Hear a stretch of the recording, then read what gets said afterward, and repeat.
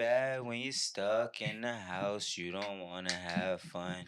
Cause all you think about, you got it bad when you're out with someone and you keep on thinking about somebody who Yeah. got it bad. Yeah. Yeah, I need to put another one in there. It blew. Testing. Testing. Oh, thank you. What's up, Mr. Jones? That much. Hello, everybody.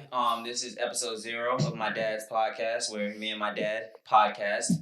We talk about movies and stuff. I know that y'all can't see that we have a variety of movies sitting here on the table in front of us, but we'll get to that.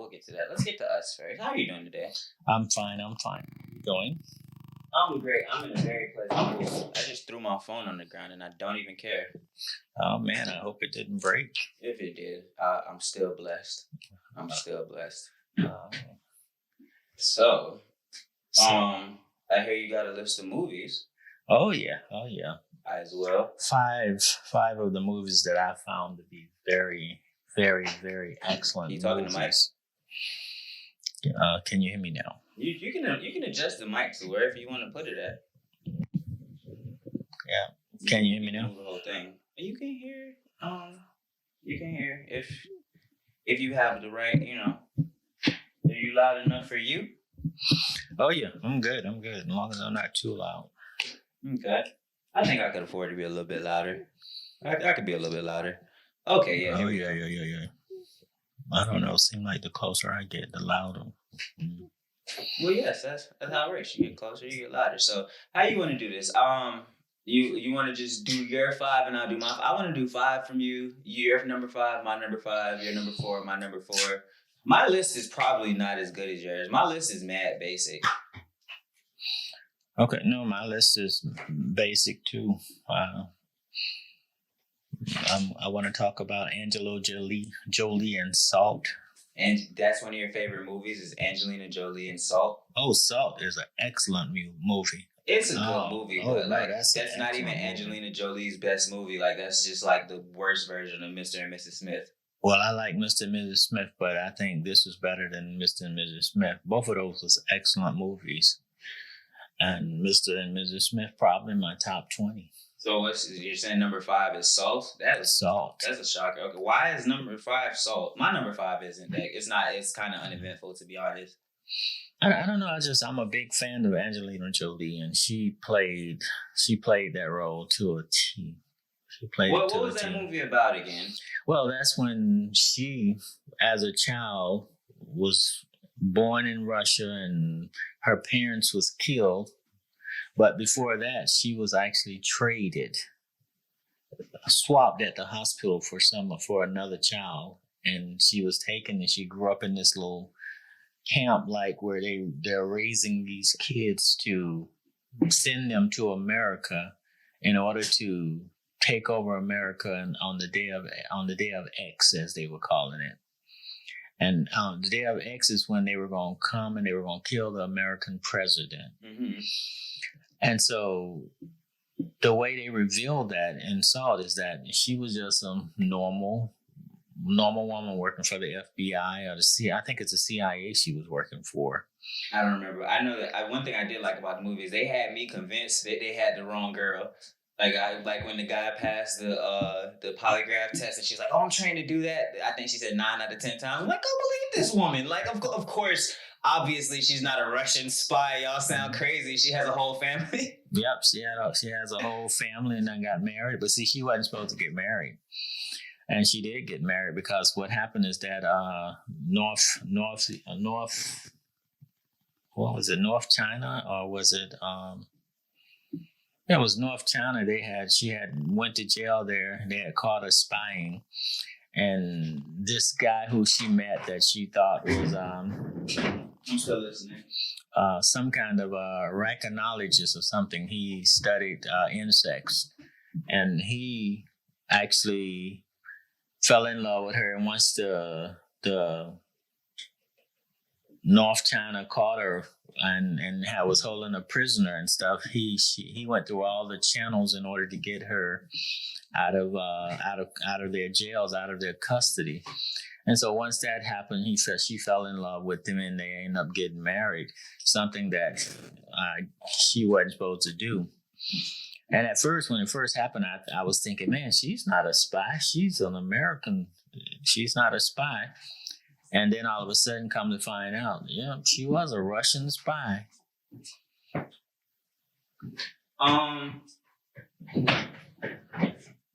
I wasn't expecting Salt. I seen the movie Salt on accident. Like I was at a movie theater I think I was just with some girl. Most movies that I've seen that I didn't really pay attention to, I just randomly went to the movies with some girl back when I still used to date. But that's I don't know if I would say top 5. Huh? Oh yeah. My thing is the light was really bright in your face and you look like a white guy. Oh really? Yeah, you could. I mean, if you want to turn it on, but dim it some.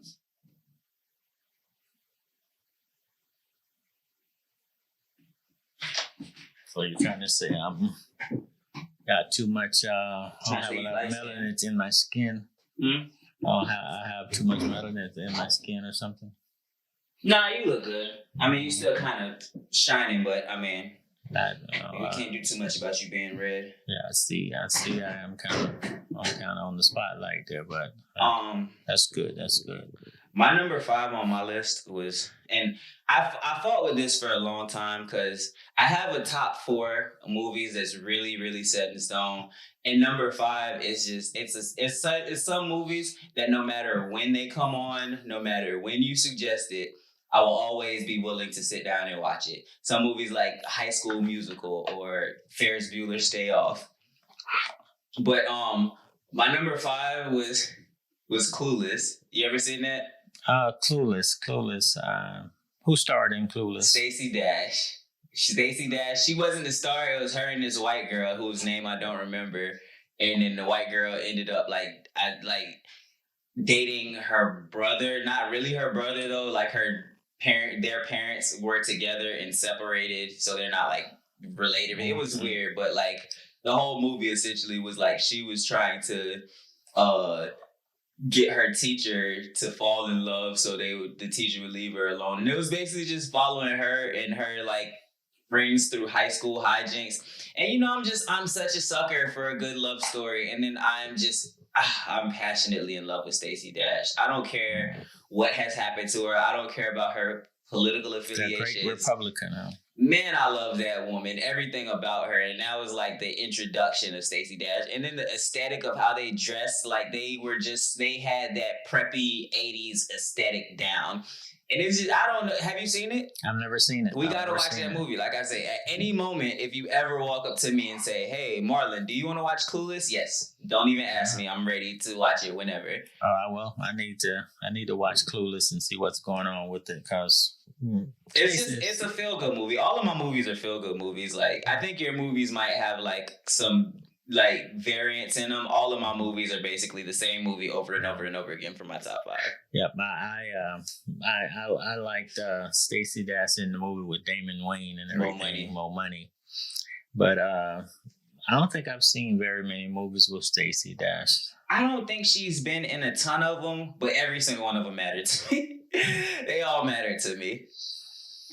So what you got at number 4? Well, at number 4, I actually had Mississippi Burning, because Mississippi Burning used to make me so mad every time I saw it. To realize that in this country that you just 50 years removed, the things that black people had to endure just to vote in this country. And I love the movie. I guess I don't know. A sociopath, because you have to be in order for that to be your 4th favorite movie. I watched Mississippi Burning maybe 3 or 4 times and just realized I can't cohabitate with white people while watching this movie. No, but Hackman, he's a very good actor too, and then a lot of the movies that I like, he stars on a lot of them as well. Is he white?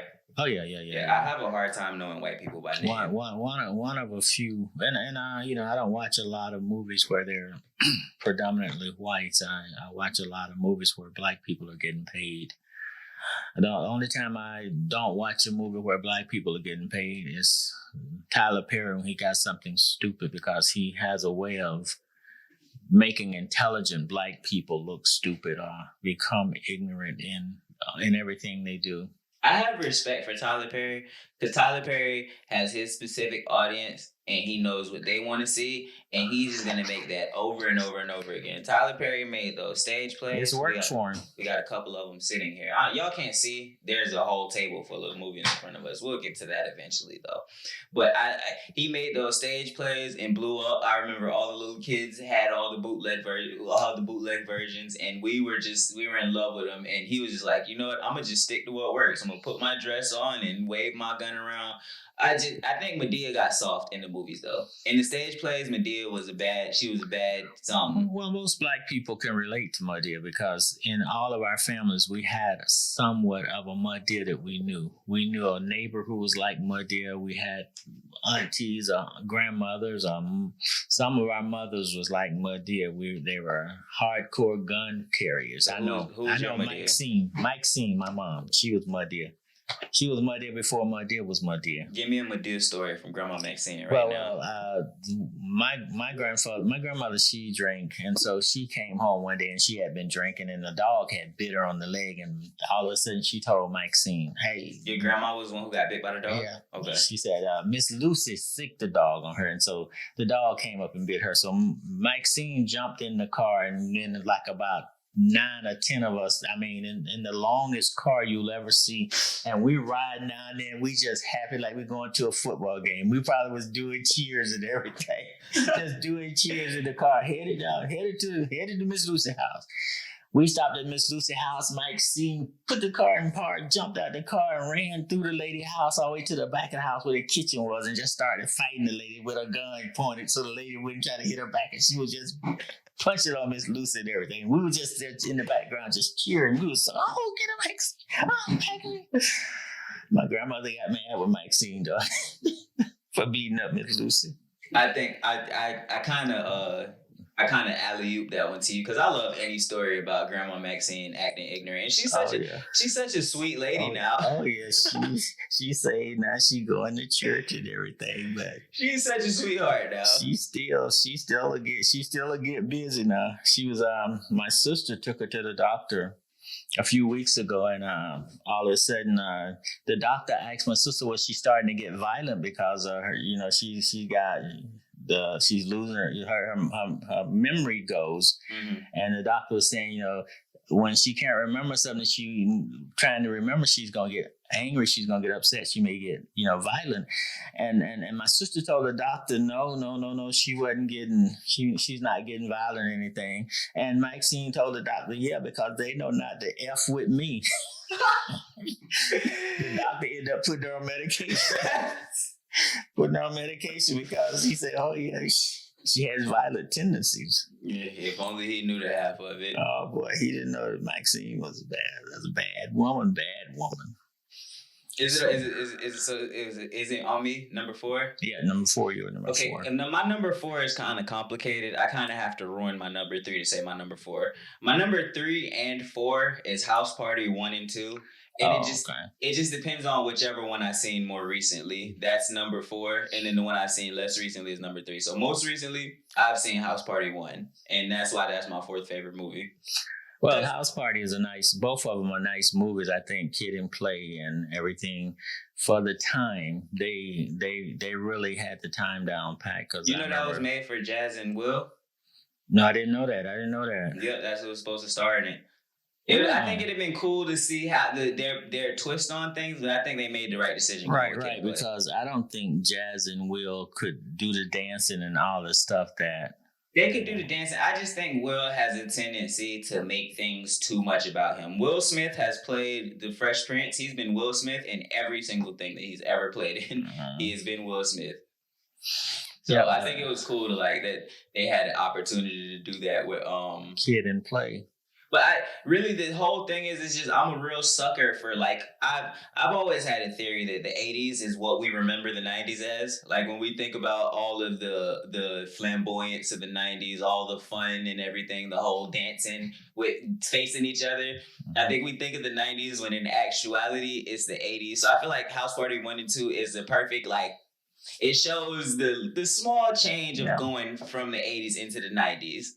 Plus, we were coming from the Afrocentric years. We were cutting our hair. We were no longer having the bell bottoms, the platform shoes, and all that stuff. So it was moving from the late 70s, 80s into the 90s, which played them. It was nice. It was a good movie, and I think the directors of that movie, they really hit on the time. Exactly, that's what it is. And then it's like, first of all, they were very clearly adults. That's what I think that there's like a little bit of humor I get from the fact that everybody in that movie was very clearly not in high school anymore. Especially, what was the name of that group? The group that played the bullies in the movie. I know what you're talking. I know the group you're talking about, but I never knew them really that much. I like their music, but I can't remember the I gotta Google this real quick. I forget the name of that group, but I never really. I was never into music. Like I don't know. Were they were early rappers as well? Were they rappers? Full Force. They were Full Force. Yeah. They made more so singing music though. Like if you heard their music, you would never look at them and think that that's the same group of people that are like. And it was just. It was just so inappropriate. Also, like everything about that movie was just it was so campy. Like it's obviously a real attempt at a movie. I don't want to make it seem like it's a parody, but it's just like nothing in the entire movie was serious. Yep. And then also I cried 2 tears in a bucket. F it was just like that was just like a genius line to me. Everything about that movie. He got that's from Richard Pryor. That line, 2 tears in a bucket. I came from Richard. I used to watch some of Richard Pryor's stand-up. I remember he had the really famous one where he was wearing the all red. And when I was living somewhere in DC, I didn't have no internet. Remember when I was living with them African people who they were like, oh, well, if you give $50 extra on the rent, we'll pay for internet. And then we paid the money and they were like, well, actually the rent should just be $50 more. Like I won't slap him. Yeah, I had that on DVD, and I used to just sit down and watch it over and over and over and over and over again. Yeah, Richard was an excellent stand-up comic. We're getting off the movie subject, but me personally, I think out of all the stand-up comics, the kings of comedy to me was Eddie Murphy, Martin Lawrence, Chris Rock. Those guys, they were at the top of the game. Steve Harvey and all those guys still hadn't reached the top of the game. They making money in the game now, but they at the time when they made the Kings of Comedy, Spike Lee made them. I'm upset that you overlooked Bernie Mac. Rest in peace. Because that's a man who could do some stand-up comedy there. Well, the thing is that I overlooked Bernie and said because they could have been part of the five with Chris Rock and all of them because they were excellent at their stand-up game, but because Steve Harvey in my mind was just always a step below. He wasn't the king of comic. Just like I like D.L. Hughley, but at the time he wasn't the king of comedy neither. And who was the other one? I don't even remember. It was Ced the Entertainer. It was Hughley. It was Steve Harvey and Bernie Mac, I think. I look at Steve Harvey and D.L. Hughley more as actors and like television stars, and I necessarily look at them as stand-up comedians. Kind of like how I look at Marlon Wayans. I know he does stand-up, but I look at him more as a TV star. Who else? D. Ray Davis. Same thing with Damien. Damien had an excellent stand-up. Like I was telling you, there's only been a few real people that I thought was powerful stand-up people. Next episode, we're going down into the best stand-up sets. We're going into the best stand-up sets. I know. I don't care a lot for Degenerate, but Ellen DeGenerate. She should be on that list because she had an excellent stand-up career. I don't know too many women that really like I don't want to get too misogynistic at too early in the Tiffany episode. Haddish won't be on that list. If somebody could tell me a Tiffany Haddish joke, I'll put her Okay. on the list. Ever since Cat Williams said that, I'm like, yeah, I need to know what is a Tiffany Haddish joke. Cat back in the day, he could have been one of the kings. Cat was that was me growing up. Like when I was in high school, that's what I was listening to behind You and Mommy Back. Like well, even middle school, like the Pimp Chronicles. Oh, yeah. That was when I was like, okay, I don't think anything's ever gonna be funnier than this until Kevin Hart dropped Seriously Funny. When Kevin Hart dropped Seriously Funny, that changed my whole perspective on comedy. I cried laughing the first like 10 times. Like Seriously Funny in my mind, that's what overtook Eddie Murphy Delirious. Because I think Delirious was better than Raw, to be honest with you. Man, I need to apologize if Dave Chappelle wasn't on that list. Dave Chappelle was at the top of that list. So let me apologize to you, Dave. You should have been at the top of that list for the Kings of Comedy because Dave Chappelle was on Dave Chappelle is the GOAT. Different level. I think it's one of those situations where it's like even other comics kind of know Dave Chappelle. He just does it better than everybody else does it. Yeah, Dave is a professional, and he's funny. He's funny. Yeah, hilarious. I think, and the thing is, I remember the Dave Chappelle show when it was like still new, and it's like my camera went off.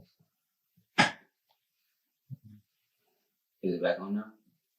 I don't see it anymore.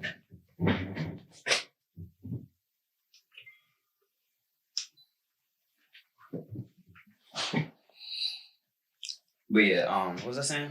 Something about Dave Chappelle and Delirious. Oh yeah, no, I was saying Eddie Murphy Delirious. I think it's like I think a lot of people know Raw more than Delirious. Oh yeah. But I think Delirious was I think that was a better show, to be honest with you. Raw was funny, but Delirious was like hilarious. Yeah, we and like I said, Richard Pryor was one of the greats. He was one of the first. But if I had to pick Richard Pryor, I would pick Red Fox over Richard Pryor. If you ever heard Red Fox stand up, he was a beast. I don't think I have. Red Fox was a beast. He was on stand up. That's not the guy from Sanford or something. Yeah. Okay, yeah, that's what I know him from. Yeah.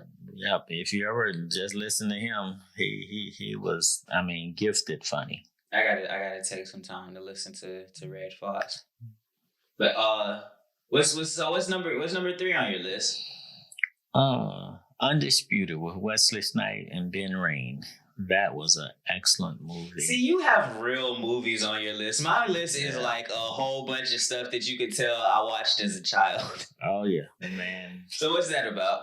That's about like Wesley Snipes. He went to jail he had just won a championship fight. He was a fighter. He had just won a championship fight. He ended up going home and catching this girl and this guy in bed together, and the guy was trying to defend the girl's honor, and he was, he told the guy to get out of his face and to get out of there, and the guy gonna try to jump up, and because he was a professional boxer, he beat the guy to death, and they put him in prison for the rest of his life.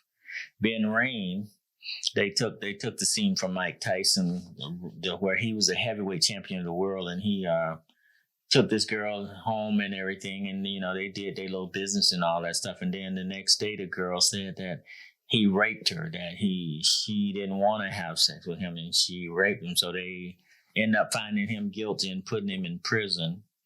And the next thing you know, they were all talking. The prison they went to, the name of the prison, which is a fictitious name, was Sweetwater Prison there in California. And at Sweetwater Prison, they had a boxing. They did boxing with other prisoners, so they had like professional boxing.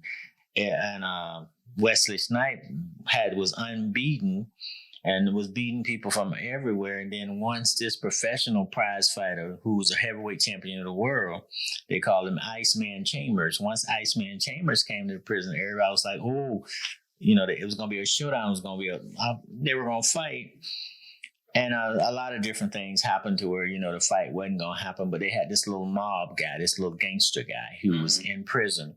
And he made it what he said. He told the prison, told the chief that, in Vegas, there was this one one lawyer who didn't want them to actually do a fight, and he went to the lawyer and everything, and told the lawyer that if it didn't happen, he was gonna blow the car up. They were gonna blow his car up and kill him and his family. And so when the warden was trying not to let the fight happen because they had got into a little tussle before. They had got into a little tussle and everything. So what happened is that he called the warden in and told the warden that same story. That, they could give him the money and he can go on vacation and enjoy his family, or he could, get in his car with his family and, but the fight's gonna happen. So the warden looked at him like, hey, why you gonna let him look at the other guards, you gonna let him threaten me? And the guy was like, no, I don't want to get my car blowed up. I don't want to go outside and get my car blowed up. So they decided, okay, we're gonna let them have the fight. And man, that was the best fight for 3 or 4 rounds that you're gonna see. Wesley Snipes ended up winning the fight, but Ben Rain, he had promised Iceman that if he fought, that he would get him out of prison. Mm-hmm. He had people on the outside, and he had judges, and he had people who would get him out of prison if he fought. And he promised Wesley. I keep calling Wesley, but his name on that movie was something. It was You also said that movie sitting here somewhere, ain't it? Yeah, right there. I forget what his name is on the movie. It don't say his name on the back of it, even though it does mention Ving Rhames he was in Pulp Fiction. I'm surprised that you just seen that movie, to be honest with you. Oh yeah, I just saw it. And so they had the fight and everything, and Eddie Murphy. I mean, I guess Eddie Murphy in the movie now. Eddie Murphy scrapping. But Wesley Snipes ended up knocking out the Iceman, and the Iceman got out of prison, and then he was fighting, and he fought for the title, and he knocked the guy out. And then they were saying that the Iceman was undefeated, the undefeated world champion of the world, the champion of the world. And the guys in jail who was looking at the fight was saying, called Wesley and said, the Iceman won, and they saying he's the undisputed heavyweight champion of the world.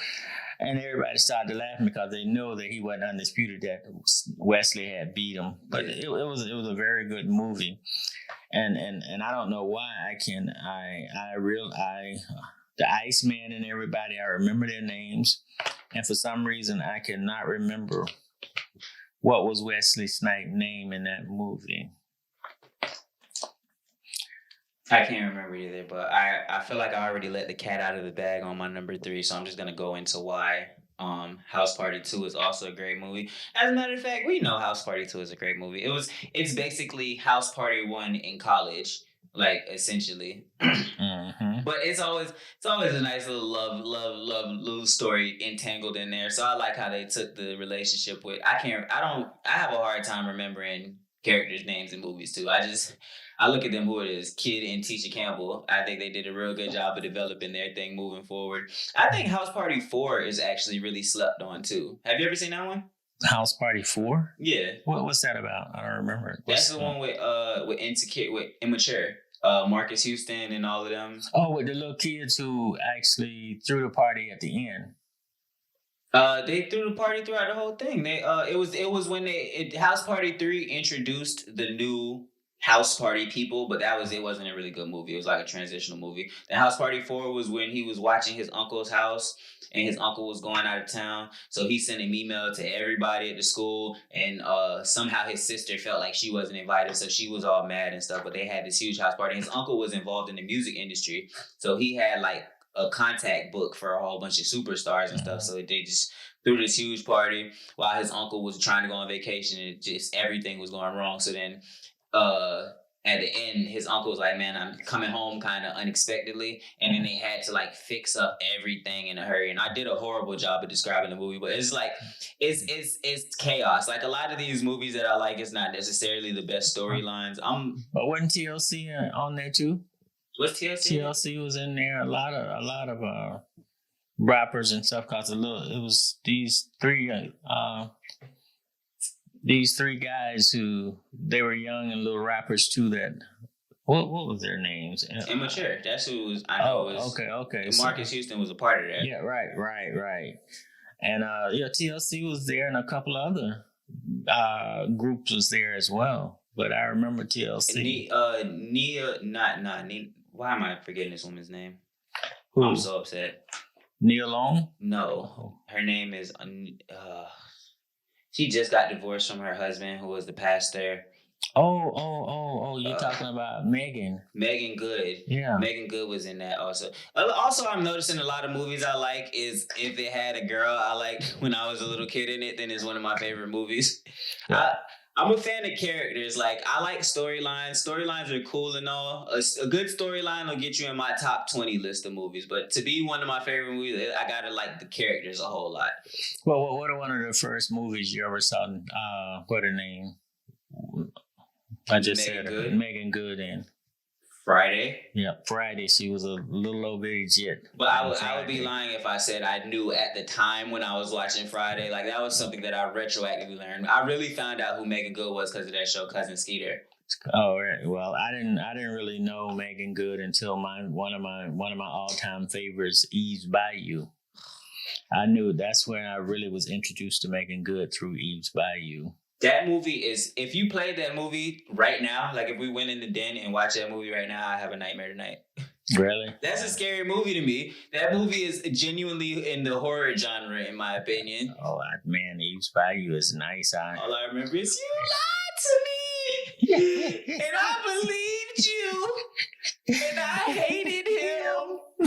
Oh, yes. We just watched the movie recently with her in it. Yeah. I did not know that her and Jesse Smollett was... But her last name is Smollett, too. Well, I mean, I didn't know that.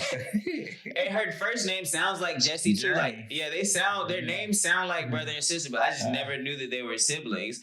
But that's a crazy Easter egg in there. And one of her brothers, the little boy who plays in Eve's Bayou, was one of her Journey's brothers in real life. So that's so their whole family was in it. Yeah. So, and he's the one who's disgraced. Why would he do that? Well, I want to know, what do you think possessed him? I don't know. And my thing was, at the time when he just made up that tale and told that lie. He was on Empire, and Empire was doing well. It was most of the actors on there was blowing up. He was the first one to sign the deal. He got an actual music contract from Empire. Yeah, but now a lot of the people who do have deals with Empire, a lot of stupid stuff happening with that label. A lot of them going through some stuff. Yeah, I know that the little guy, he had a career too, rapping, but I don't think his career was as serious. Like, Jesse was the one who, if anybody was going to take Empire and blow up off of it, it was going to be him. And I don't know what possessed this man while sitting there, was like, you know what? I'm going to say some African people attacked me in MAGA hats. Yeah, no. He didn't say African people. He said some MAGA people, meaning they were white. Well, the actual people. He didn't want them to be. He didn't want nobody to know that there was his African friends that he pushed up to do that. He was trying to say it was some Donald Trump followers, the MAGA people, and he fought. I think that when we as Black people heard that, your camera still on? Yeah. I think when we as Black people heard that, we I don't want to say we wanted it to be true. But we wanted this man to not be lying, but a part of us was just like, when the Chicago police and everything started focusing so much attention on him, I knew he was lying. Yeah, the whole story was just like, I was like, I'm gonna take a step back and be a quiet observer, because if I give my opinion, it might not be pro-Black right now. Yeah, because For the world of me, I don't know why he choose something that stupid. Out of the blue too. Yeah, but hey, I hope he can recover from it. All right, so what you got? Did you go over your number 3 already? Your number 3 was undisputed. Yeah, that's what it was, undisputed. So what's your number 2 on your list? Well, I've always been a big karate fan. I was a Bruce Lee man. I really wish you would get into anime. I think you would like anime if you gave it a chance. What is anime? It's a Japanese word that means animation. Oh. It's basically Japanese cartoons. Well, the one that they made that you told me that used to be a cartoon that I sat and looked at the whole series. What was that again? I think I know what you're talking about, but I don't remember. Yeah, you said that started out animation, and they brought it to the light as a real movie. But I'm a big karate man, and right now, since Bruce Lee's been gone, the only person who I knew that could take his place was Jet Li. And Jet Li has this movie out called the movie. Was it Rurouni Kenshin? Yeah, I think that's what it was. I believe so. That was a really good anime. But like I'm looking now, and Netflix has a lot of animes, and apparently they turned a lot of them live action. It is just it's cartoon, but at the same time it's more adult. Like typically animes are going to have like cuss words and more mature subject matter. And then on top of that, what I like about them is you could tell that the people who make them know something about martial arts and things of that nature. Yeah. And it's just the way people like. It's really.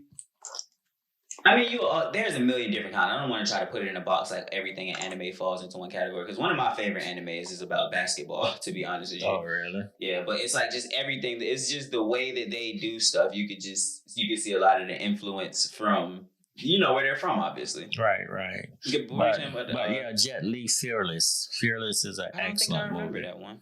Really? Mm-hmm. Well, his father was actually a martial art teacher, and he didn't want to teach his son the martial arts. He didn't want to teach Jet Li the martial arts.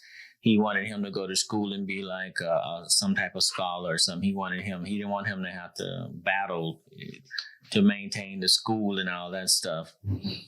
And what ended up happening is that he ended up learning the martial arts. I guess his father taught him, because by the time they showed him doing martial arts, his dad had died, and he had a daughter, and he was over the school, and nobody beat him, and he had a rivalry with this other school. And one of his students came up, and he was beat up real bad by the other school teacher. And he went and told Jet, told his master, hey, that, the teacher had beat him up. And so Jet Li, all hot-headed, always being drunk, he just ended up going looking for the teacher at this restaurant that his friend owned. And got into it with the teacher, and him and the teacher fought, and he ended up killing the teacher. One of the teacher's students, after the teacher died, while he was celebrating and everything over the win, went to his house and killed his mom, his daughter, and everybody. And so when he went home and found out, hey, that the guy had killed everybody, and so he was all hurt and stuff. And then as he was going to the teacher's house to try to find the guy who had killed his family, and he was gonna kill the guy and kill the family there as well, the teacher's family as well. But they came with the guy, his student, who the teacher had beat up, and come to find out, the reason the teacher beat him up was because he was sleeping with the teacher's wife. But see, Jet Li thought the teacher just beat him up because he was one of his students and everything. And so he went there. He did kill the guy who killed his thing, but he didn't kill the teacher, wife, and daughter. And he ended up running away and everything, and he got lost. And this blind girl took care of him and everything. he got his head together. So when he came back, he was a different guy. He wasn't about violence now, and he was trying to. He wanted. There was this contest, this karate contest, where he was trying to prove to all the world that Chinese martial arts was just as good as any other form of fighting. Mhm. And he needed money in order to get into the contest, but his friend was still upset with him because he had tore up his restaurant and killed the teacher before he left. And he had been gone for years.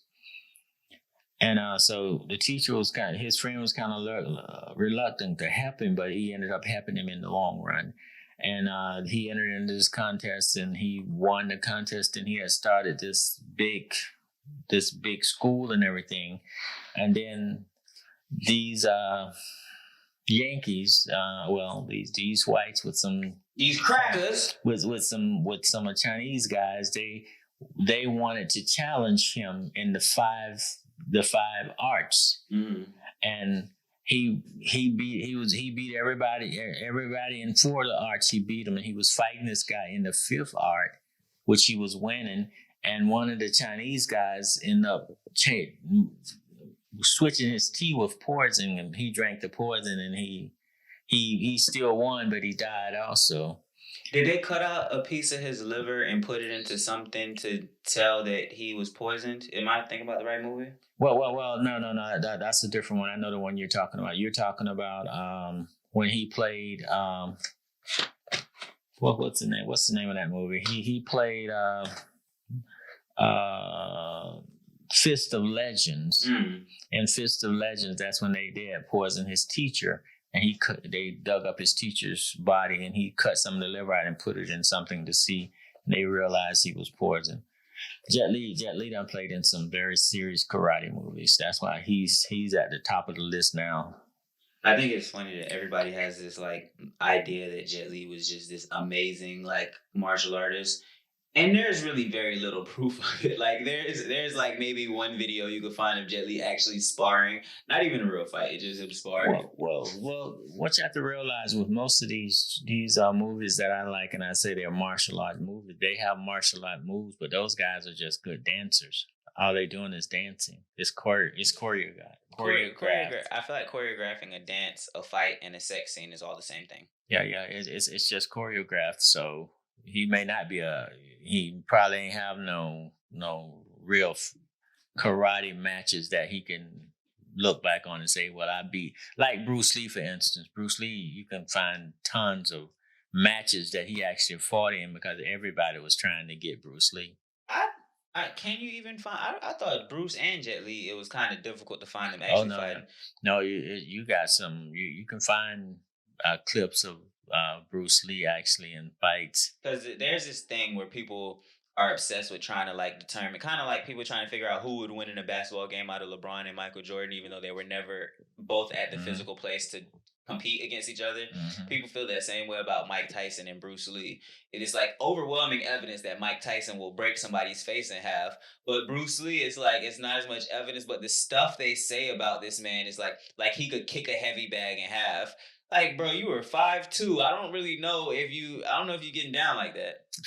What Bruce Lee probably was about 5'5", 98 and 100 pounds soaking wet. So the thing is that with martial arts, and Mike Tyson could hit you with his fist and knock you unconscious.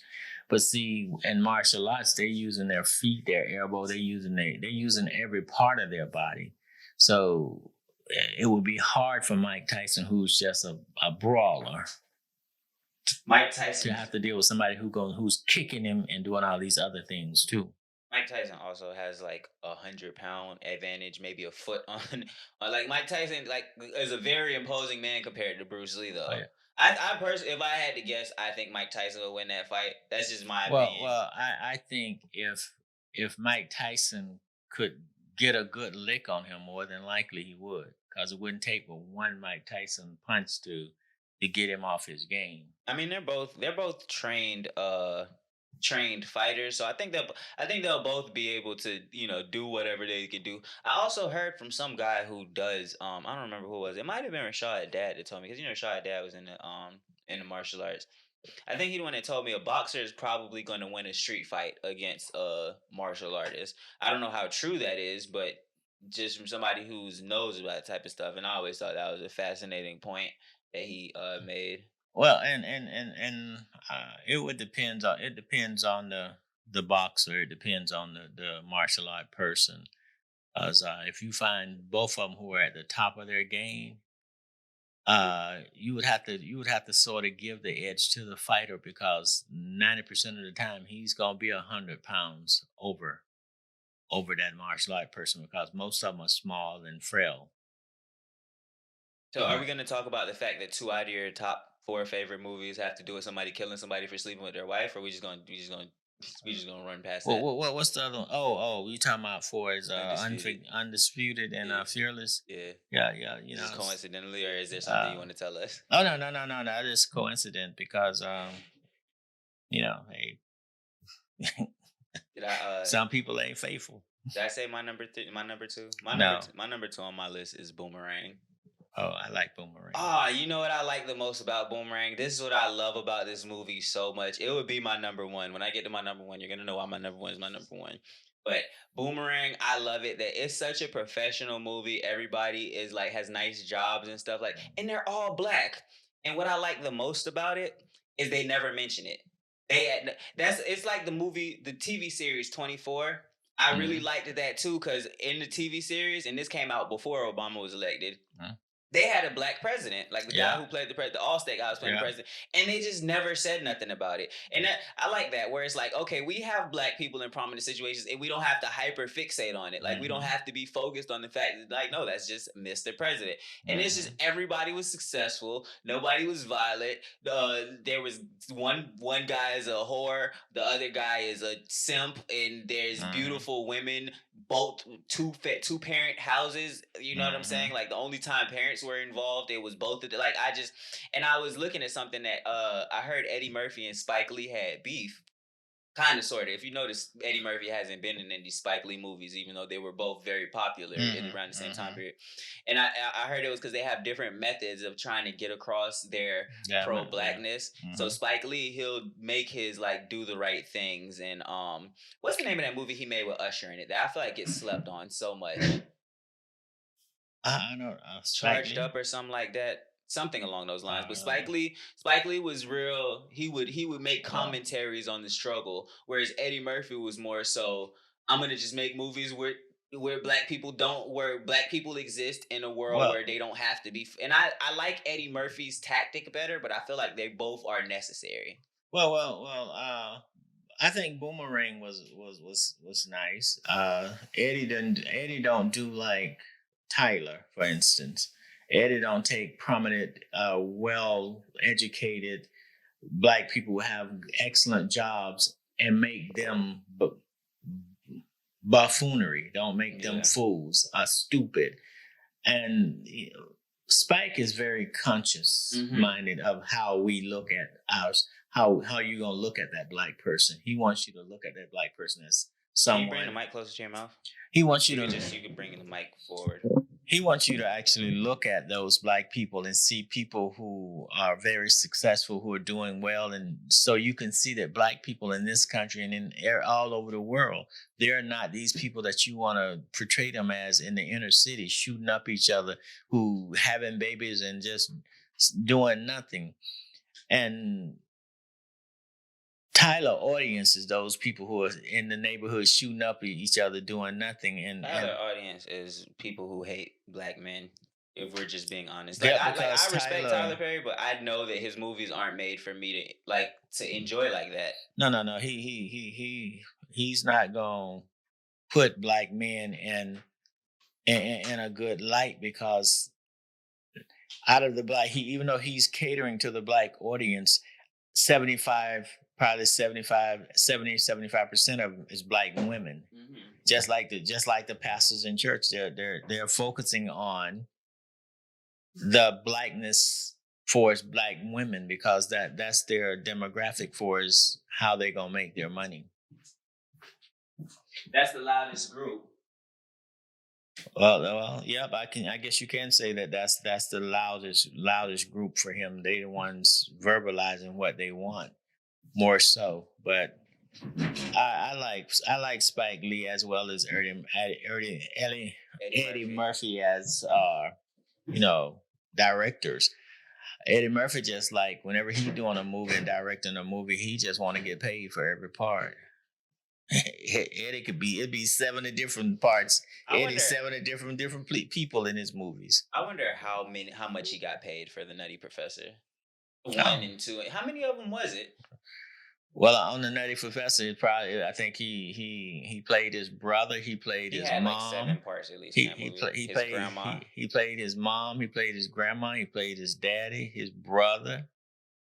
Yeah, he played a lot of people. It was one person that wasn't him though, a little fat boy. There's two. Oh yeah, the fat guy. Oh yeah, I'm surprised they played him. Normally, them two little fat guys play together, but they only had one of them on there. And both times they had. Hey, your girl Jada was on one Nutty Professor, and then Janet was a love interest on the other. But yeah, Eddie got paid on all I those. forgot. She was the love. Janet. Jada was the first one. Janet was the second one. Yeah, Jada was the one who got Dave Chappelle thrown in the piano. I was gonna say the one who was for the streets. How she the one who ended up going on a date with everybody, and that was also I think what broke Chris Rock. If I'm was that Chris? Yeah, Chris Rock was the one who was in there. And what? Oh no, that was Dave Chappelle. Dave Chappelle. That was what broke Dave Chappelle into the industry. And I remember Dave Chappelle made Eddie Murphy break character because he was so funny during that one. Mm-hmm. I skimmed over when you said Jada because I'm not gonna go into Jada right now. I want to save Jada for a later date. All right. But like, oh my goodness. But we talking about movies. Jada ain't never been in a movie. She was in one of my favorite movies. Which one was that? A Low Down Dirty Shame. Oh, but she wasn't the star of that. That was Keenan. She wasn't. Keenan Ivory Wayne was the star. The movie would have. I don't want to say the movie would have been better without her. She had a good role. I think anybody could have played her role. Oh yeah. You could have got Tiffany Haddish, who can't act, can't do stand up, and then she could have played that role. So yeah. Now, so what is your number one? Jason Bourne and the Bourne Supremacists and all the different ones. All the Bourne movies. Yeah, I think those are on the table too, if I'm not mistaken. There's Ultimatum right here. Yeah, Jason actually all over the place. Yeah, so what those? I'm gonna be honest. Those are action movies. Yeah, I know you love those movies. I never got into them like that. What is it about those movies for you? I don't know. I just the fact that he lost his memory and the fact that this country, I feel, actually have people that they've trained to be killers and to do stuff like that. And it just shedded a light on all that stuff because I know a guy who grew up in Quitman where I grew up who the army I know tried to kill him a couple of times because they had him trained and they were afraid he was going to get off his med and kill up people. And if I'm not mistaken, I think MJ's still in Quitman. They never could get him. Well, I guess that means they did a good job. Oh yeah, but MJ was a nice guy, and I've never seen. To the mic, please? MJ was a nice guy, and I've never really seen MJ. He get a little alcohol in his system, and he give you you say something crazy, he give you that. I just left Vietnam yesterday. I still know everything. I know what I was over there killing the Vietnams, whatever. Viet Congs. So you better watch yourself. But MJ, he was good. He was good. He's a nice guy, good guy. Usually, that's what I notice. I hate to say it. I can't think of a better way to put it. But like most of the people who I know who have killed somebody before, be the nicest people in the world. I honestly and truly, out of all the people I've known, I don't know anyone who actually killed anyone. You just said MJ. Well, the MJ reputation was, he was special forces and everything, and he was over there. But I don't know for certain if MJ actually killed people. I just know the government felt they couldn't deprogram him, and he was some kind of green red beret. Well, the government already know that. Um, I don't. I'm not gonna say I know a million killers. I know a few people who've made mistakes. I'll put it like that. I know a few people Mm. who've made mistakes in their time, Oh and they no. usually be so nice and the most polite, well mannered people. Mm. To something happen, and then they got to transform. Usually, they don't like that part of themselves. The people who behave in that fashion. Uh, I don't know. Like I said, if somebody ever been around me who took somebody out, I didn't know anything about it. They kept it. They kept that a secret. That was a good thing though, because I tell secrets. That's good that I don't know, because I mean I told a secret. I'm real good at just like letting it kind of flow off my back like water off of a duck. Like I because it comes up in the most random parts of conversations where it's like it almost slips out, and then you just kind of gotta. Man, you got to get you some new friends. We already knew that though. Oh yeah. So, my number one movie, and I'm pretty sure you probably know this. You mentioned it earlier. It's Mo Money, Mo More Money, money, Mo more Money. money. Between having Marlon and Damon Wayans, like that's a bomb combination that I really feel like they should have put together more often.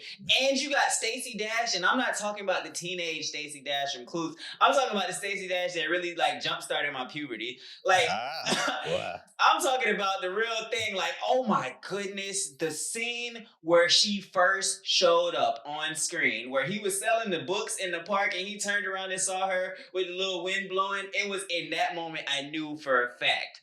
I knew in that exact moment, I was like, there's no way I'm interested in anything but whatever she got. Like, oh my, and then the storyline was so great.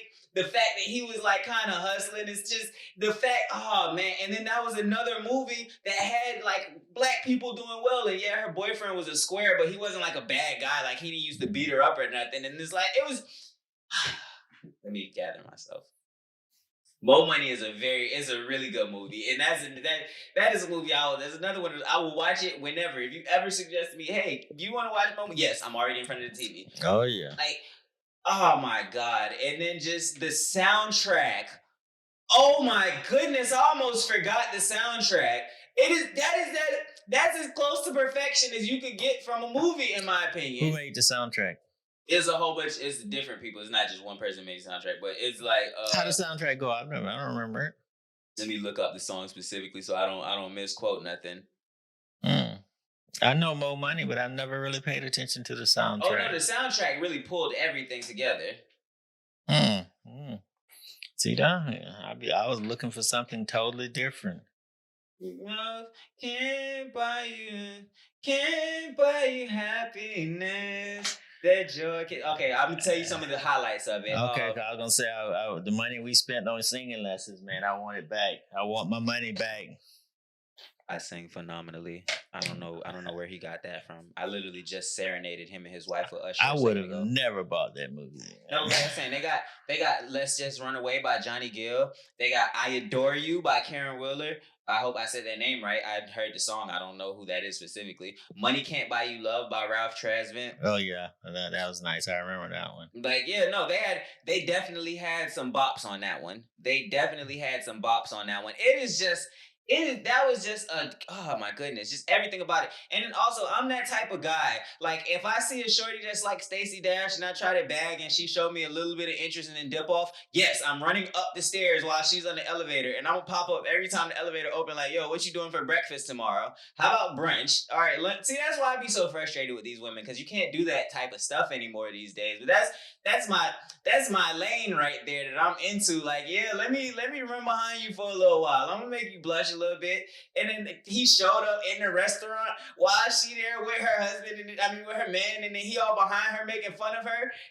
Making fun of him, and then the dude tried to get buff, and it's like, no, bro, like I'm over here laughing, but I really will, like, I'll do something to you, like, don't play with me. And then the way he showed up, and then he's at the door, like mimicking the guy. He's like, what does a guy with a 2-inch penis have for breakfast? And she's like, I don't know. He's like, well, this morning I had it was, yo, that movie is great. That movie is phenomenal. And it has Stacey Dash.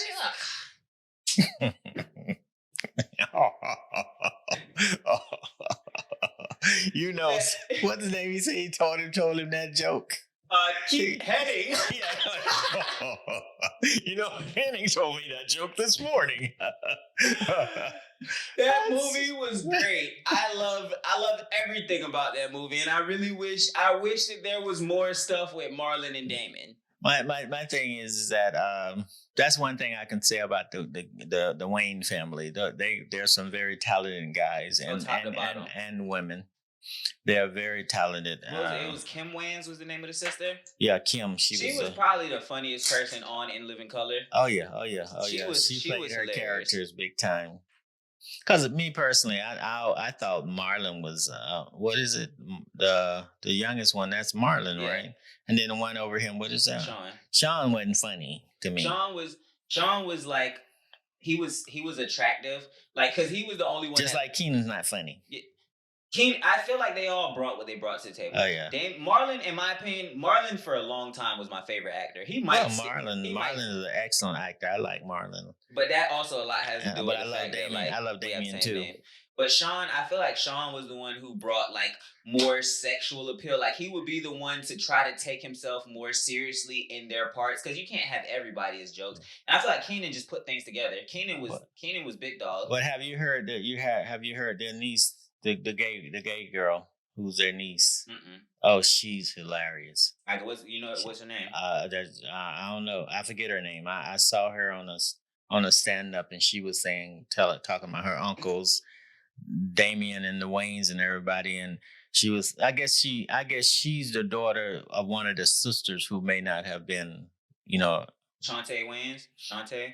Yeah, it might be her, but this girl is hilarious. She's very funny. I'll check her out when we get off. But she's Marlon funny. And Damon Wayans' gay niece. Why is that the part of her her introduction? Like it literally just says Marlon and Damon Wayans' gay niece. Why do they need to throw that in? Because a lot of times, families they don't accept that gayness. I don't know. I feel like if you have been in the entertainment world as long as they have, you can't really be in a situation. Well, they can't say they do or don't accept it because it would it wouldn't fly well for them.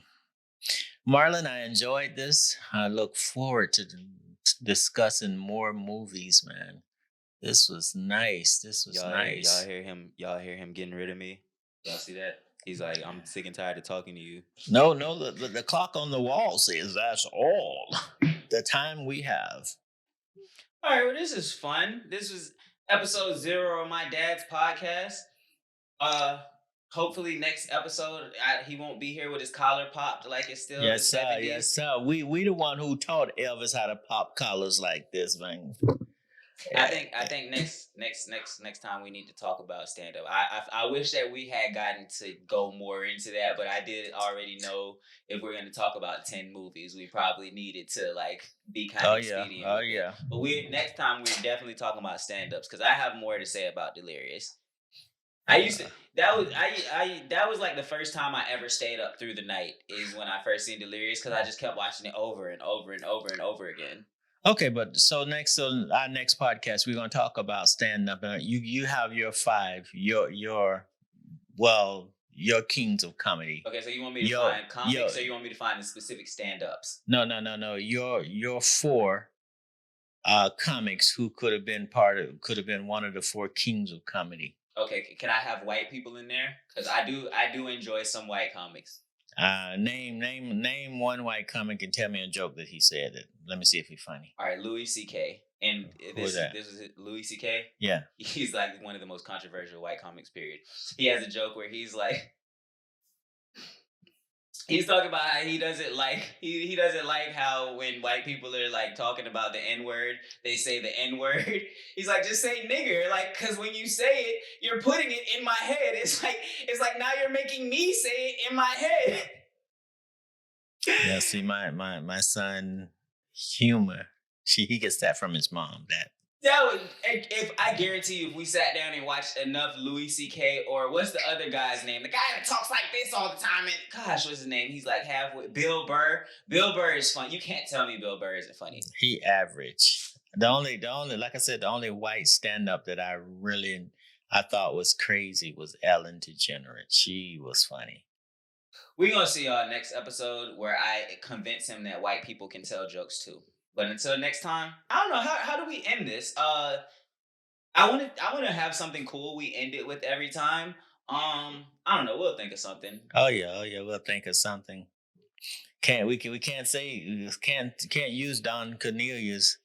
I wish you love, I wish you peace and all that, because then we're gonna be plagiarizing. So bye.